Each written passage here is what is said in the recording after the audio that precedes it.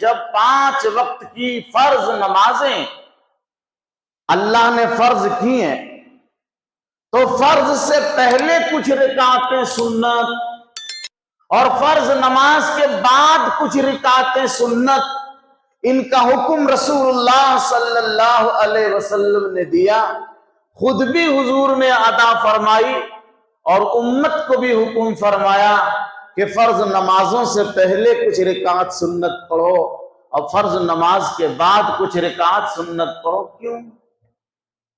اس کی کیا وجہ ہے؟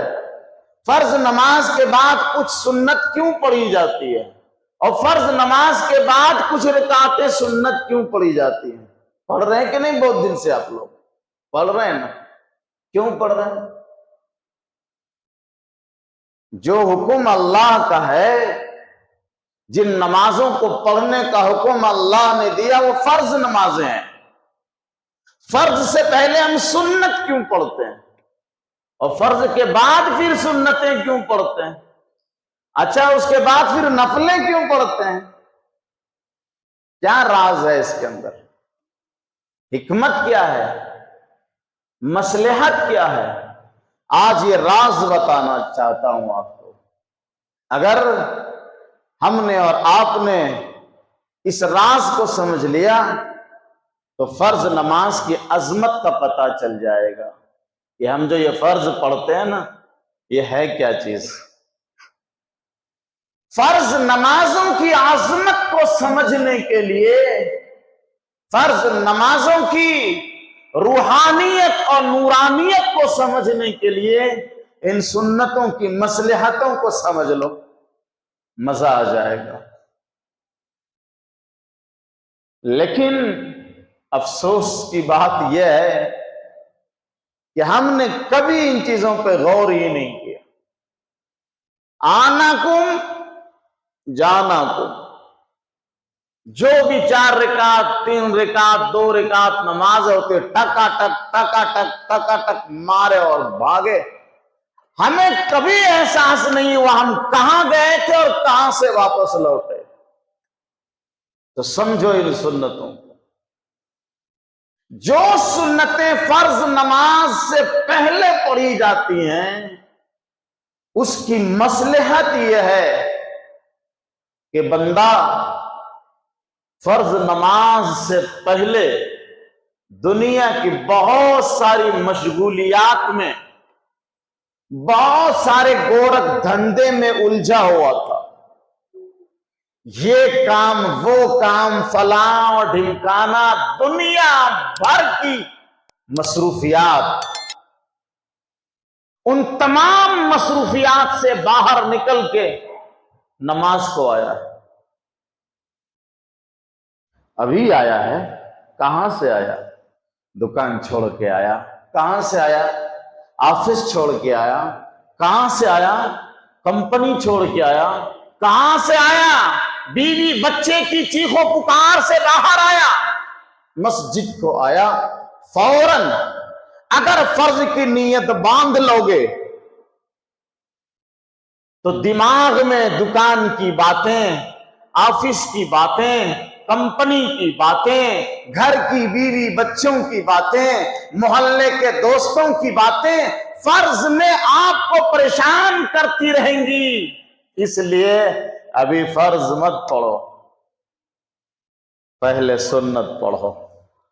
جب سنت پڑھو گے اللہ کا قرب حاصل ہوگا، دنیا کی مصروفیات سے، الجھنوں سے آپ کا دماغ تھوڑا فری ہوگا سنت پڑھتے پڑھتے۔ اور جب سنت پڑھنے کے بعد آپ فرض کی نیت باندھو گے تو آپ کا ذہن و دماغ پرسکون رہے گا، آپ اللہ کا خاص قرب حاصل کر چکے ہوں گے اور آپ کو محسوس ہو رہا ہوگا کہ میں اللہ کے سامنے اللہ سے باتیں کرنے کے لیے کھڑا ہوں۔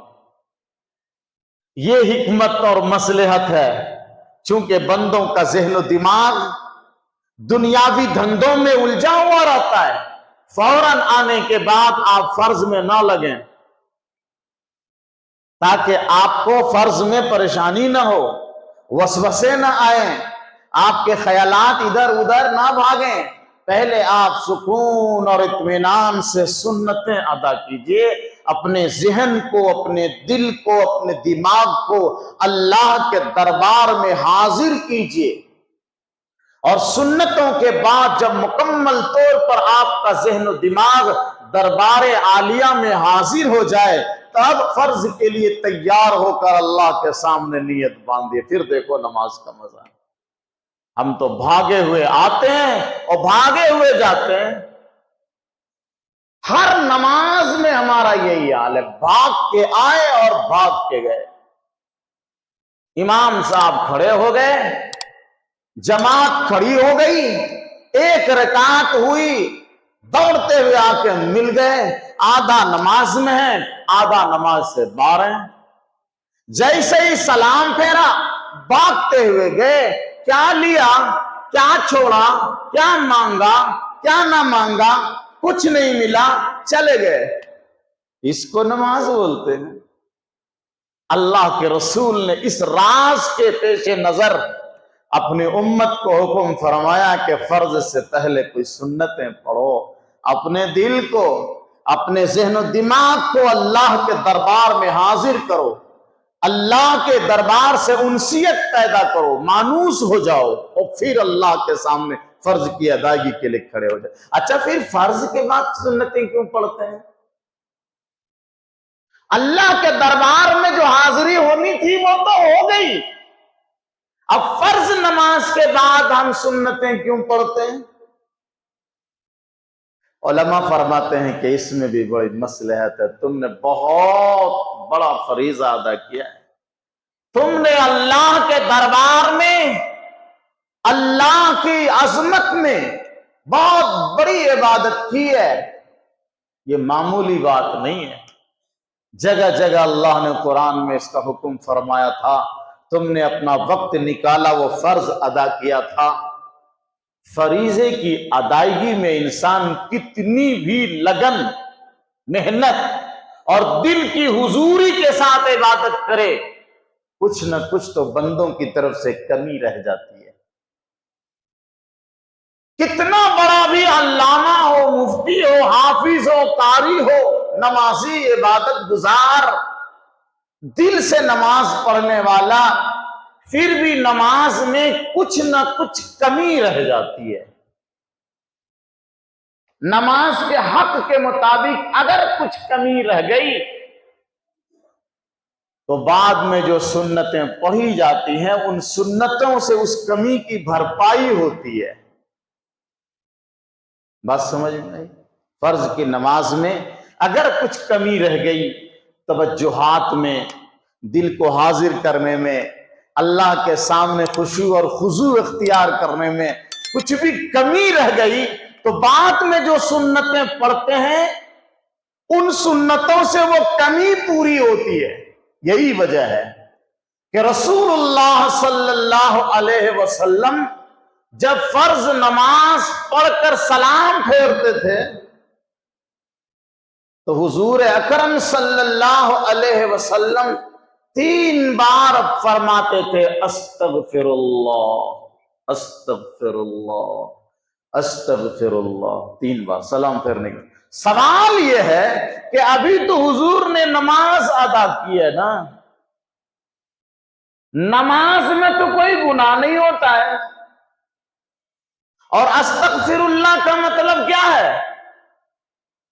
اے اللہ میں تیری مغفرت چاہتا ہوں، تیری معافی چاہتا ہوں، تیری طرف سے بخشش چاہتا ہوں۔ تو نماز میں تو کوئی غلطی نہیں ہوئی ہے، تو عبادت ہوئی ہے۔ سلام پھیرنے کے بعد فوراً استغفر اللہ حضور کہتے ہیں۔ حضور صلی اللہ علیہ وسلم امت کو تعلیم دے رہے ہیں، نماز میں کچھ نہ کچھ کمی بندوں سے رہ جاتی ہے، ان کمیوں کو پورا کرنے کے لیے، ان کمیوں اور خامیوں میں اللہ سے معافی مانگنے کے لیے استغفر اللہ کہا کرو سلام پھیرنے کے بعد۔ یہ نماز کی عظمت ہے۔ تم نے کیا لگا رکھا ہے، دوڑ دھوپ، آنا جانا، نماز کا بالکل مذاق بن کے رہ گیا۔ تو یہ ایک مصلحت تھی فرض نماز سے پہلے سنت پڑھنے کی مصلحت اور فرض نماز کے بعد سنت پڑھنے کی مصلحت۔